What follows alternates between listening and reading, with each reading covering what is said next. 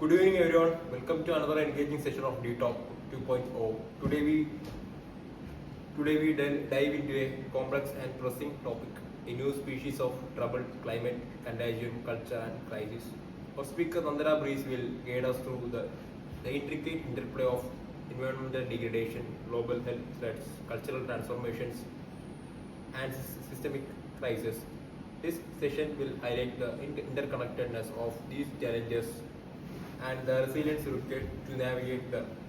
Without further intro, let's welcome Nandana Breeze to the stage to take us through this insightful and thought-provoking discussion.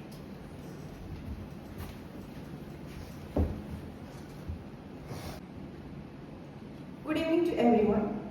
So my topic is basically a new species of trouble, climate, contagion, and culture and crisis. So I am exploring the intersections of climate change, the pandemics, and societal transformation that emerged in a new era of crisis. So when you listen to the term the new species of trouble, it describes the emergence of global crisis that can no longer be easily categorized as natural or social. So these challenges are like mostly climate-driven pandemics that cross boundaries, producing widespread effects that conventional disasters models fail to capture. They are very complex, long-lasting and interconnected and representing a fundamental change in the way crises appear and evolve in the 21st century. In our current era where climate change, biodiversity loss and zoonotic disease coverage, these crises reshape deeply into the current era. So our social structure, cultures and collective meanings are deeply affected in these types of crises which unfold, demanding us to rethink risk, responsibility and preparedness. So there are some ecological drivers how crises multiply. First is climatic driven habitat shift. This means that climate change alerts habitats, forcing species into new areas. There increases interspecies contact and the risk of virus transmission events. Studies project that by 2070, these changes may cause around 15,000 cross-species of viral transmission events, with bats acting as major reservoirs. The biodiversity loss and intensive agriculture, which is human-driven factors like deforestation and intensive agriculture led to ecosystem degradation. As large animals decline, where smaller mammals more likely to host viruses, expanding, creating new opportunities for the pathogens to reach humans. Next is the rise of panzootics, which is one example of a major ecological consequences is the rise of panzootics, which are epidemics affecting multiple animal species simultaneously. The H5N1 avian influenza demonstrates this pattern becoming unpredictable and sustained and dangerous for humans as it crosses species.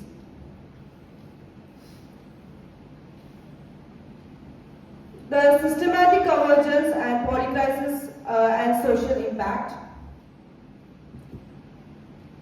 which is polycrisis framework, which means that there is a modern crisis do not occur in isolation, which is climate change, pandemics and political instability and economic shocks compound and reinforce one another, creating polycrisis. This interaction makes crisis more complex and harder to manage. The crisis has total facts and scientifics, which is COVID-19 revealed that the crisis go beyond a single sector. It penetrated every domain of the social life, worsening poverty, affecting marginalized community and reshaping economics. These illustrates the concept of syndemics, a combination of biological and social factors amplifying one another. Now when you look into cultural meaning and social significance, we focus more on the shifting cultural narratives where in the past disasters were seen as temporary events. Today, they are merging with the daily life, creating a state known as permanent crisis, where crises feel constant and becoming a backdrop for how people think about the world. When you look at the anthroponic identity and moral inflection, the Anthropocene, an age shaped by human activity, raises moral and ethical questions and about our relationship with the nature. These crises encourage reflection on human-centered values, planetary justice, and how we interact with the non-human life. And when you look at the disruption of expertise and knowledge politics, the traditional resilience on expert is being challenged. In these new crises, lack of knowledge, community resilience, and participatory approaches become as important as technical expertise for understanding and responding effectively. Now we can look into the sociological theory and core concepts. First is risk society of manufactured crisis. Sociologists like Ulrich Beck and Anthony Giddens describe modern society as a risk society where risks are created by human actions. Industrialization, globalization, and technology making them global and less predictable. Scientific and total social facts. This is more of a crisis that are interwoven structurally, socially, and temporally. These calls for a holistic approach that examines how wealth, economy, politics, and culture combine to produce these compound crises. Next is polycrisis typology, which you haven't heard before. It can be break down into three levels. One is systematic crisis, meta-crisis, and perma-crisis. The systematic crisis is more of one system failure affects the another. The meta-crisis is basically the crisis of governance or meaning.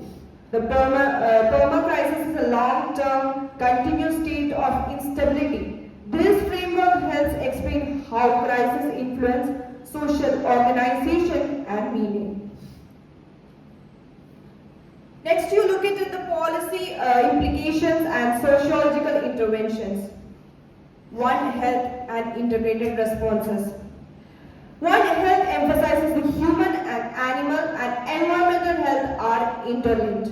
Solutions require nature-based interventions, disease surveillance, and integrated policies to address root causes rather than symptoms. It is more of a justice-oriented planning. That response to the crisis must prioritize equity. Planning must include vulnerable communities to ensure they are not excluded or harmed by top-down decision making. Now we can look into the case studies and examples. The more forecast spillovers, that is 2070 projections, where the climate change is pushing species into new regions like in Asia and Africa, creating hotspots for the viral spillovers. These forecasts highlight the need of the preparedness and strong public health systems. Next, when we look at the H5N1 parasitic, the H5N1 avian flu is now infecting mammals, that presenting a crow species COVID-19-like threat. This is a real-world example of a parasitic that has the potential to jump to humans.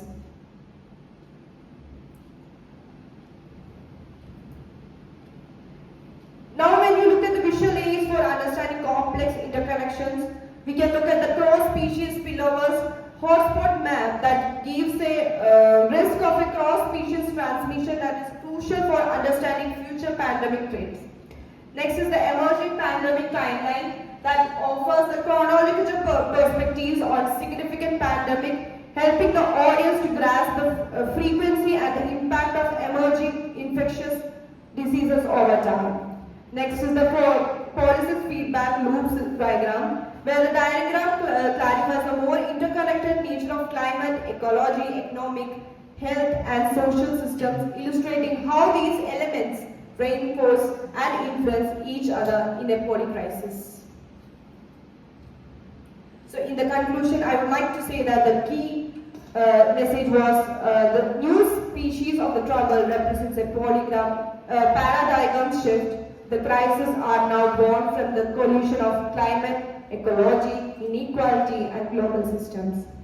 The cultural reflection identify these patterns helps the reimagine risk, interdependence, and collective responsibility in society.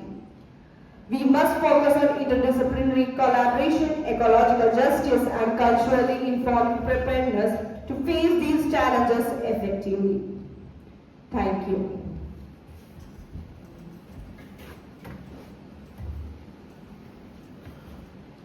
If anyone has any questions, please feel free to ask now. We welcome your inquiries on the intersections of climate change, public health, cultural dynamics, and systematic crisis discussed in today's session. Yes, Rahul? So, Nandana, Yeah. how does the climate change contribute to the risk of pandemics? So basically, when climate change forces animals to migrate into new habitats, increasing interspecies contact, as I have already said that the races of the likelihood zoonotic spillovers where viruses jump from animals to human, and it's estimated around 15,000 new viral transmission events could occur in 2070 due to these shifts. Yes, Pavitra? How does biodiversity loss increase? So there's a large animals decline due to deforestation and habitat destruction, where small mammals like rodents, which often carry viruses, proliferate, and this shift increases the chance of pathogens entering human populations. Any further questions? Thank you. Thank you, Nandana Breeze, for that compelling presentation on a new species of trouble, climate, contagion, culture, and crisis. Your discussion shed light on multifaceted challenges we face and the broader lessons they offer in resilience, adaptation, and human-environment interaction. With Ditalk 2.0, we continue to explore critical topics that shape modern understanding of science, nature, and society. Wishing everyone a wonderful evening and see you all in the next session.